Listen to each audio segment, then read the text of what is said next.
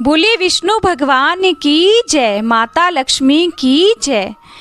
तो आज हम बात करेंगे कार्तिक मास के बारे में। तो इस बार शरद पूर्णिमा 16 अक्टूबर को है और उसके अगले दिन यानी 17 अक्टूबर से कार्तिक मास प्रारंभ हो जाएगा। कार्तिक मास को भगवान विष्णु की पूजा और तुलसी की पूजा के लिए सबसे खास माना जाता है। कार्तिक मास का समापन 15 नवंबर को कार्तिक पूर्णिमा के साथ होगा। तो आइए आपको बताते हैं कार्तिक मास का क्या महत्व है और सेहत व समृद्धि के लिए कौन कौन से उपाय करना लाभकारी होता है। कार्तिक मास का महत्व। पौराणिक मान्यताओं के चातुर्मास का सबसे प्रमुख मास होता है कार्तिक मास। कार्तिक मास को ही देवोत्थान एकादशी पर भगवान विष्णु 4 महीने की निद्रा के बाद जागृत होते हैं। इस महीने में भगवान विष्णु के साथ तुलसी पूजन का विशेष महत्व माना गया है। इसी महीने में तुलसी और शालिग्राम का विवाह आयोजित होता है। कार्तिक मास में गंगा स्नान, दीपदान, यज्ञ और अनुष्ठान परम फल देने वाले माने गए हैं। इनको करने से आपके कष्ट दूर होने के साथ पुण्य की प्राप्ति होती है और ग्रह दशा भी सुधरती है। कार्तिक मास में धनतेरस, दिवाली, छठ और कार्तिक पूर्णिमा जैसे महत्वपूर्ण व्रत व त्योहार पड़ते हैं। कार्तिक मास में तुलसी का पूजन भी किया जाता है क्योंकि तुलसी माँ विष्णु भगवान को बहुत प्रिय है। इसीलिए इस महीने में तुलसी की पूजा करना बहुत अच्छा माना जाता है। इस पूरे महीने में तुलसी के पौधे के नीचे घी का दीपक जलाने की परंपरा है। ऐसा करने से आपको धन लाभ होता है और आपके घर में माँ लक्ष्मी का वास होता है। कार्तिक पूर्णिमा के दिन शालिग्राम और तुलसी का विवाह कराया जाता है। तो आइए बात करते हैं कार्तिक मास में क्या खाएं और क्या नहीं। पौराणिक मान्यताओं के अनुसार इस महीने में श्री हरि मत्स्य अवतार में रहते हैं। इसीलिए इस महीने में भूलकर भी मछली या फिर अन्य किसी तामसिक चीज़ों का सेवन नहीं करना चाहिए। कार्तिक में बैंगन खाना अशुभ माना गया है। साथ ही इस माह जो अनाज 2 भागों में बटे हों उनका सेवन नहीं करना चाहिए। उड़द, चना, मसूर, मूंग, मटर ऐसे ही अनाज माने गए हैं।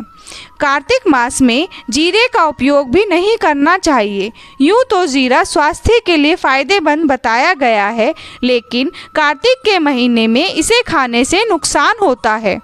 कार्तिक के महीने में दही का सेवन ना करें तो आपकी सेहत और आर्थिक दृष्टि दोनों में लाभ होगा। कार्तिक में दही खाना संतान के लिए अशुभ माना जाता है। कार्तिक के महीने में करेला भी नहीं खाना चाहिए। ऐसा माना जाता है कि करेला वात रोग बढ़ाने वाली सब्जी है। इस महीने में करेले में कीड़े भी पड़ जाते हैं, इसीलिए करेला खाना स्वास्थ्य के लिए हानिकारक माना गया है। कार्तिक के महीने में मूली खाना शास्त्रों में बहुत ही फायदेमंद माना गया है। इस मौसम में कफ दोष और पित्त दोष संबंधित बीमारियां होने की समस्याएं उत्पन्न हो सकती हैं। इसीलिए इस माह में मूली खाना लाभकारी होता है। कार्तिक के महीने में ये शुभ काम अवश्य करने चाहिए। कार्तिक के महीने में परम पावनी गंगा नदी में डुबकी लगाना बहुत ही अच्छा माना गया है।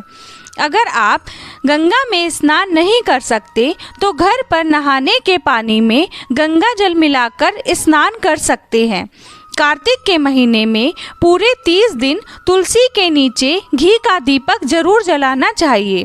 अगर आप लगातार इतने दिन दीपक जलाने में असमर्थ हैं तो देवोत्थान एकादशी से लेकर कार्तिक पूर्णिमा तक कम से कम 5 दिन दीपक जरूर जलाएं। तुलसी के पूजा करने पर माँ लक्ष्मी के साथ साथ कुबेर जी की कृपा भी प्राप्त होती है। कार्तिक के महीने में भगवान विष्णु का स्मरण करते हुए शाम के वक्त पूजा के स्थान में तिल के तेल का दीपक जलाकर रखें। पौराणिक मान्यताओं के अनुसार भगवान विष्णु ने स्वयं कुबेर जी से कहा कि कार्तिक मास में जो मेरी उपासना करे उसे कभी धन की कमी मत होने देना। कार्तिक के महीने में पलंग पर सोने की बजाय भूमि पर सोना अधिक श्रेष्ठ माना जाता है। इसके साथ साथ कार्तिक के महीने में ज़रूरतमंदों को यथासंभव अन्न और वस्त्र का दान करें। रोजाना उगते सूर्य को जल दें। तो आइए बात करते हैं कार्तिक स्नान से जुड़ी हुई कुछ खास बातों के बारे में। कार्तिक महीने में सुबह सुबह सूर्योदय से पहले पवित्र नदी में स्नान करना चाहिए। अगर गंगा में स्नान ना हो सके तो घर में पानी में गंगा जल मिलाकर स्नान किया जा सकता है। स्नान करते समय गायत्री मंत्र का जप करने से सौभाग्य बढ़ता है।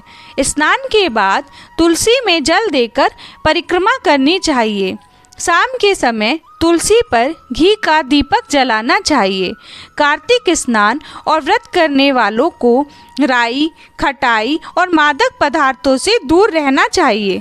मांसाहार, बासी या झूठा अन्न नहीं खाना चाहिए। कार्तिक महीने में उड़द, मूंग, मसूर, चना, मटर, राई जैसे पदार्थ का सेवन नहीं करना चाहिए। कार्तिक महीने में श्री हरि और माता लक्ष्मी की पूजा अर्चना करनी चाहिए। गरीब लोगों में गरम